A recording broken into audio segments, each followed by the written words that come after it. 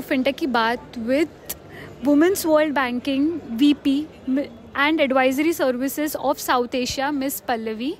Hello ma'am, how is your journey so far? Like in GFF, how was your 2 days journey? Hi Komal, thank you for having me on your podcast.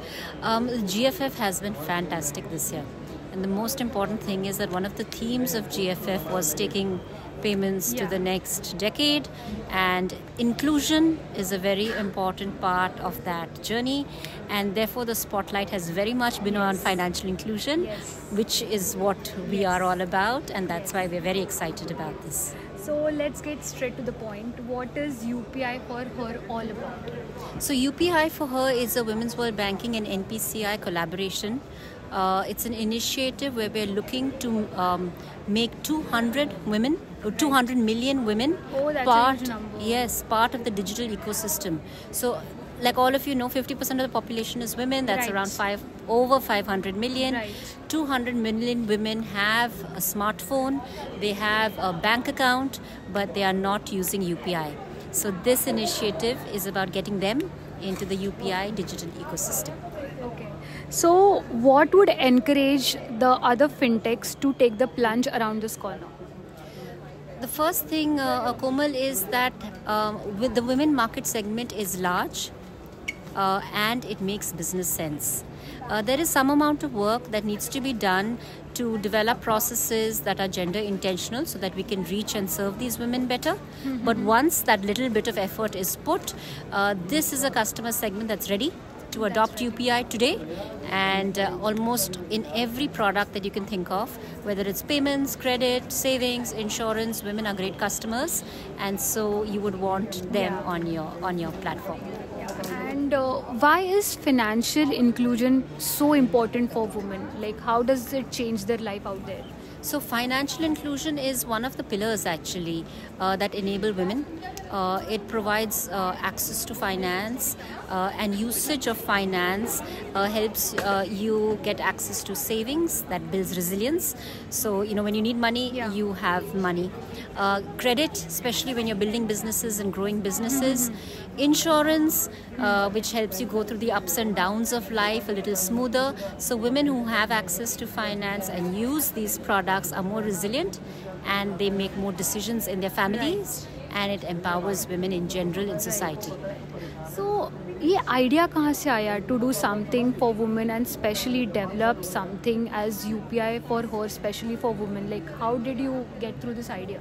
So Women's World Banking has been working in the field of financial inclusion for now 45 years. So this is what we do day in and day out. Now NPCI also has a vision to make payments available to every Indian. So that's very much part of their vision. So it was a natural win-win where both of us came together and said, how can we work to get women now as part of the UPI, the revolution? How can women now participate in the UPI revolution? So it just makes sense that the next wave of UPI adoption is by women.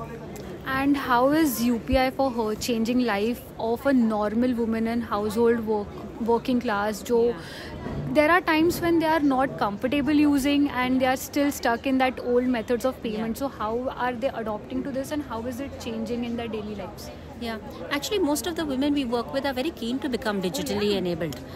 They see it as a path to progress. But there are many barriers and challenges they face. So one of the first barrier, of course, is access to a smartphone. But increasingly that is being reduced over time, and especially post-COVID. Even though you may have a smartphone, not every woman might have a bank account, and that has become significantly better now. 80% of Indian women now have a bank account thanks to the Jan Dhan Yojana. Then you may have a bank account, but you are not linking, you're not using your bank account.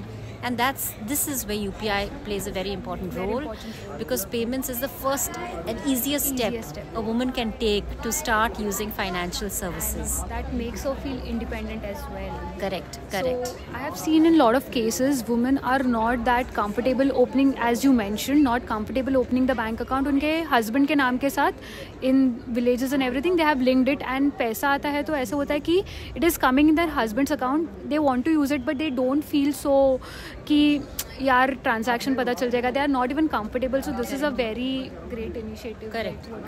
And thanks to Government of India, the Jan Dhan accounts, a lot of the government payments are coming directly in their accounts. So that's they do have accounts now. Women now they have to use it.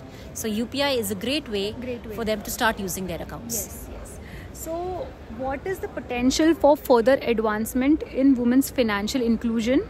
And same question, how digital payments can play a crucial role in this journey, and what are your views around this? Yeah, so as part of our report, and I wanted to show your audience the report. Please. It's called UPI for her, and it's available on the NPCI website. We've identified, so all women are not the same. Right. These 200 million women are all very different. And we've identified 4 types of personas. And one of the personas, or 2 of the personas which we feel are ready to quickly adopt, one we call them cautious balancers. Right. So they're women who have an account, have a smartphone, not using UPI because हिचकिचाहट है. There is fear, fraud होगा. Exactly. People will take my hard-earned savings. तो मुझे ये अपने account पे link नहीं करना है. So that's when we said, चलो, there is a UPI prepaid instrument or a UPI wallet, which has recently been approved by RBI. How can we make that? Is that a great way to get women to onboard in a safe and secure way onto digital payments? So we piloted that. The results of the pilot are there in the report. And it's overwhelming that women who are fearful of linking their accounts, UPI, PPI wallets are a solution. Making their life easier. Makes their life